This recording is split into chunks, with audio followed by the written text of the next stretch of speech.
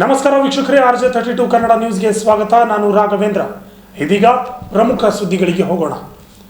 August 12, 13, 14ರಂದು ಅಹೋರಾತ್ರಿ ಧರಣಿಯನ್ನು ರಾಜ್ಯವ್ಯಾಪಿ ಹಾಗೂ ಜಿಲ್ಲಾ ಮಟ್ಟದ ಆಶಾ ಕಾರ್ಯಕರ್ತೆಯರ ಅಹೋರಾತ್ರಿ ಪ್ರತಿಭಟನೆ ಧರಣಿ ಮಾಡಲಾಗುವುದು ಎಂದು ಕರ್ನಾಟಕ ರಾಜ್ಯ ಸಂಯುಕ್ತ ಆಶಾ ಕಾರ್ಯಕರ್ತೆಯರ ಸಂಘದ ರಾಜ್ಯಾಧ್ಯಕ್ಷರಾದ ಕೆ ಸೋಮಶೇಖರ್ ಅವರು ತಿಳಿಸಿದ್ದಾರೆ.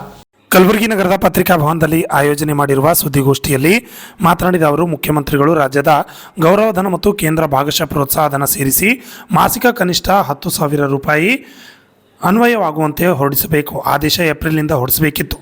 ರಾಜ್ಯ ಬಜೆಟ್ನಲ್ಲಿ ಎಲ್ಲ ಅಂಗನವಾಡಿ ಮತ್ತು ಬಿಸಿಯೂಟ ಕಾರ್ಯಕರ್ತೆಯರಿಗೆ ಹೆಚ್ಚಿಸಿದಂತೆ ಎಲ್ಲ ಆಶಾ ಕಾರ್ಯಕರ್ತೆಯರಿಗೂ ಸಹ 1,000 ರೂಪಾಯಿ ಪ್ರೋತ್ಸಾಹಧನ ಹೆಚ್ಚಳ ಮಾಡಬೇಕು ಎಂದು ಆಗ್ರಹಿಸಿ ಇದೇ ತಿಂಗಳ 12, 13, 14 ಜಿಲ್ಲಾ ಮಟ್ಟದಲ್ಲಿ ಅಹೋರಾತ್ರಿ ಪ್ರತಿಭಟನೆ ಮಾಡಲಾಗುವುದು ಎಂದು ತಿಳಿಸಿದರು. Bureau report, RJ32 Kannada news, Kalaburagi. ಎಲ್ಲ ಮಾಧ್ಯಮದ ಮಿತ್ರರಿಗೆ ನಮಸ್ಕಾರಗಳು. ನಿಮ್ಮೆಲ್ಲರಿಗೂ ಸ್ವಾಗತ. ಇವತ್ತು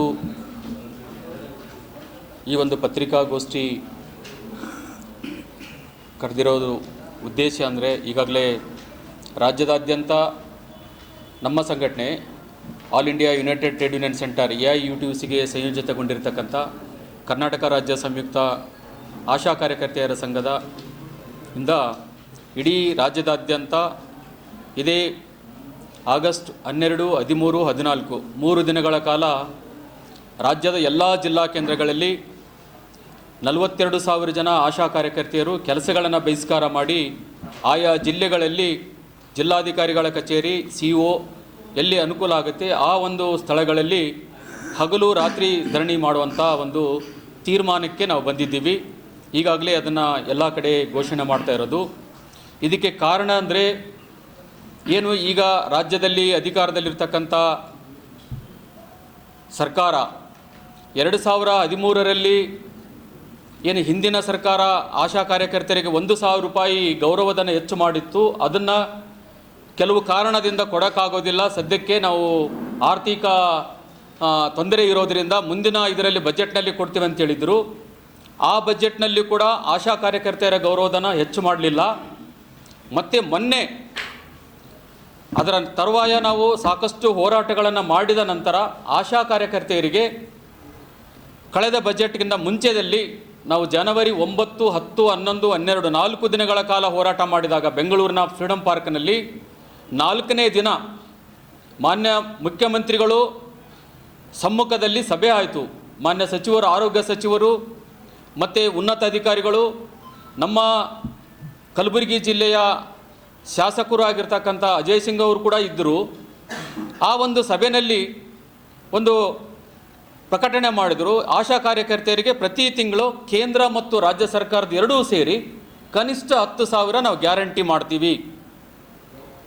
ಅದನ್ನು ನಾವು ನಮ್ಮ ಮಾತನ್ನು ನಂಬಿ ಅಂತ ಹೇಳಿಬಿಟ್ಟು ಮತ್ತೆ ಅದನ್ನು ಘೋಷಣೆನೂ ಮಾಡಿದರು ಎಲ್ಲ ಕಡೆ. ಮತ್ತು ಮುಖ್ಯಮಂತ್ರಿಗಳೇ ಈ ಸಭೆಯಲ್ಲಿ ಘೋಷಣೆ ಮಾಡಿದರು ಮತ್ತು ಅವರ ಎಲ್ಲ ಬ್ಲಾಗ್ಗಳಲ್ಲಿ ಹಾಕ್ಕೊಂಡ್ರು, ಪ್ರಚಾರನೂ ತಗೊಂಡ್ರು. ಎಲ್ಲ ಕಡೆ ಇಡೀ ರಾಜ್ಯದಾದ್ಯಂತ ಕಾರ್ಯಕರ್ತೆಯರ ಅತ್ಯುತ್ಸಾಹದಿಂದ ನಾವು ಅದನ್ನು ಸ್ವಾಗತ ಮಾಡಿದ್ದೀವಿ. ಅದ್ರ ಜೊತೆಗೇ ನಾವು ಆಶಾ ಕಾರ್ಯಕರ್ತೆಯರಿಗೆ ಏನೊಂದು ಆನ್ಲೈನ್ ಪೋರ್ಟಲ್ ಇದೆ, RCH ಪೋರ್ಟಲ್ ಅಂತ ಕರೀತಾರೆ. ಅದನ್ನು ಆನ್ಲೈನ್ ಪೋರ್ಟಲ್ ಒಂದು ದೊಡ್ಡ ಮ್ಯಾಜಿಕ್ ಬಾಕ್ಸ್ ಆಗಿದೆ. ಅದರಲ್ಲಿ ಮಾಡಿದಂಥ ಕೆಲಸಗಳು, ನಾನು 20 ಕೆಲಸನ ಅದರಲ್ಲಿ ಹಾಕಿದರೆ ಅದು ಲಾಟ್ರಿ ಥರ 5 ಕೆಲಸಗಳಿಗೆ ಅಮೌಂಟ್ ಬರುತ್ತೆ, ಉಳಿದ ಕೆಲಸಗಳಿಗೆ ಬರೋದಿಲ್ಲ. ನಾನು ಮಾಡಿದಂಥ ಕೆಲಸ ಅಂದರೆ ಒಬ್ಬ ಕಾರ್ಯಕರ್ತೆ ಎ ಕಾರ್ಯಕರ್ತೆ ಹೆಸರಿನ ಕಾರ್ಯಕರ್ತೆ ಕೆಲಸ ಮಾಡಿದ್ದನ್ನು C ಕಾರ್ಯಕರ್ತೆಗೆ ಹೋಗುತ್ತೆ. ಈ ರೀತಿಯಾದಂಥ ತಾಂತ್ರಿಕ ದೋಷಗಳು ಕಳೆದ 8-10 ವರ್ಷಗಳಿಂದ ಇದೆ. ಇದನ್ನು ಸರಿಪಡಿಸ್ಬೇಕಂತ ಕೇಳಿ ಸುಸ್ತಾಗಿ ಸರಿಪಡಿಸ್ತೀವಿ ಅಂತ ಹೇಳಿ ಯಾವುದೇ ಸರಿಪಡಿಸದೇ ಇದ್ದಾಗ ನಾವು ಈ 15,000 ಬೇಡಿಕೆ ಇಟ್ಟಿದ್ದೀವಿ. 10,000 ಗ್ಯಾರಂಟಿ ಮಾಡಿ ಅದಕ್ಕಿಂತ ಹೆಚ್ಚಿಗೆ ಆದಂಥ ಕಾರ್ಯಕರ್ತರಿಗೆ ನಾವು ಹೆಚ್ಚಿನ ಅಮೌಂಟನ್ನು ಕೊಡ್ತೀವಿ. ಮತ್ತು 10,000ಕ್ಕೂ ಕಡಿಮೆ ಅಮೌಂಟ್ ಆದರೆ, ಈ ತಾಂತ್ರಿಕ ದೋಷದಿಂದಾಗಿ ಕಡಿಮೆ ಆದರೆ ನಾವು ಅವರಿಗೆ ಸರ್ಕಾರದಿಂದ ಹಣ ಹಾಕಿ ಅವ್ರಿಗೆ 10,000 ಗ್ಯಾರಂಟಿ ಮಾಡ್ತೀವಿ. ಇಷ್ಟು ಸ್ಪಷ್ಟವಾಗಿ ಸಭೆಯಾಗಿ ಪತ್ರಿಕೆಗಳ ಮಾಧ್ಯಮದಲ್ಲಿ ತಾವುಗಳ ಬಿತ್ತರಣೆ ಮಾಡಿದರೆ, ಎಲೆಕ್ಟ್ರಾನಿಕ್ ಮತ್ತು ಪ್ರಿಂಟ್ ಮೀಡಿಯಾದಲ್ಲಿ ಎಲ್ಲ ಫೋಟೋ ಸಮೇತ ಇದನ್ನು ಪ್ರಕಟಣೆ ಮಾಡಿ ಇಲ್ಲಿಗೆ 7 ತಿಂಗಳ ಗತಿಸಿದೆ. ಯಾವುದೇ ಆದೇಶಗಳಿಲ್ಲ. ಮತ್ತು ಅದೇ ಹಳೇ ಆದೇಶದ ಪ್ರಕಾರ ಹಳೇ ಥರದೇ ಕೆಲಸಗಳನ್ನು ಮಾಡ್ತಾ ಇದ್ದಾರೆ. ಇದರಲ್ಲಿ ದೋಷ ಏನಾಗುತ್ತಿದೆ? ಇದರ ಜೊತೆಗೆ ಏನು ಮಾಡಿದ್ದಾರೆ ರಾಜ್ಯ ಸರ್ಕಾರ? ಈಗಿರ್ತಕ್ಕಂಥ ಯಾರು ನಮ್ಮ ಆರೋಗ್ಯ ಕಾರ್ಯದರ್ಶಿಗಳು ಶ್ರೀಮಾನ್ ಹರ್ಷ ಗುಪ್ತಾ ಅವರನ್ನು ಭಾಳ ಹೊಗಳ್ತಾರೆ. ಆದರೆ ಈಗ ಅವರು ಮಾಡ್ತಾ ಇರೋದೇನೆಂದರೆ, ಈ ಆಶಾ ಕಾರ್ಯಕರ್ತರಿಗೆ ಇಡೀ ಏನಂತೀವಿ ನಾವು NHMನ ಕೇಂದ್ರ ಸರ್ಕಾರದ ಮಾರ್ಗಸೂಚಿ ಪ್ರಕಾರ ಇವ್ರ ನೇಮಕ ಆಗಿದ್ದಾರೆ. ಅವರಿಗೆ ನಿಯಮಗಳ ಪ್ರಕಾರ ಏನಂದರೆ, ಗರಿಷ್ಠ 1,000 ಜನಸಂಖ್ಯೆಗೆ ಒಬ್ಬ ಆಶಾ ಕಾರ್ಯಕರ್ತ ಕೆಲಸ ಮಾಡಬೇಕು, ಗರಿಷ್ಠ ಒಬ್ಬರಿಗೆ.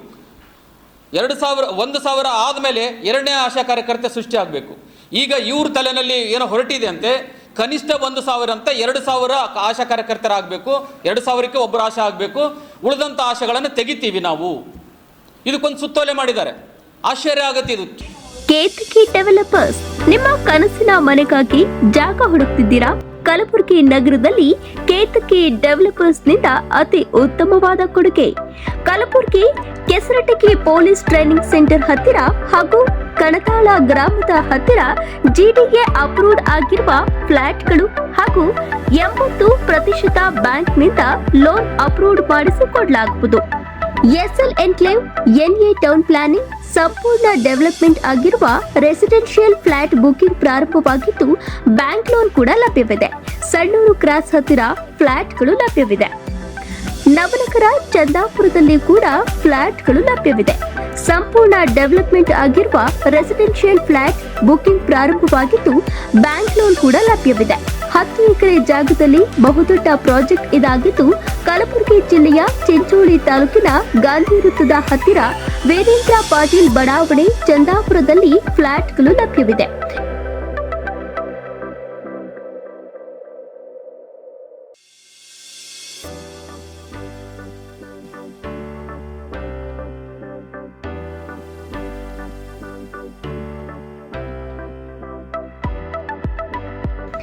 ಹೆಚ್ಚಿನ ಮಾಹಿತಿಗಾಗಿ ಕೇತಕಿ ಡೆವಲಪರ್ಸ್, ಕುಪಾವ್ ಫ್ಲಾಟ್, ಈಶ್ವರ್ ಮಂದಿರ ಎದುರುಗಡೆ ಕಲಬುರಗಿ ಕಚೇರಿಗೆ ಭೇಟಿ ನೀಡಿ. ಸಂಪರ್ಕಿಸಬಹುದಾದ ಮೊಬೈಲ್ ನಂಬರ್ 9480148184 9480148184.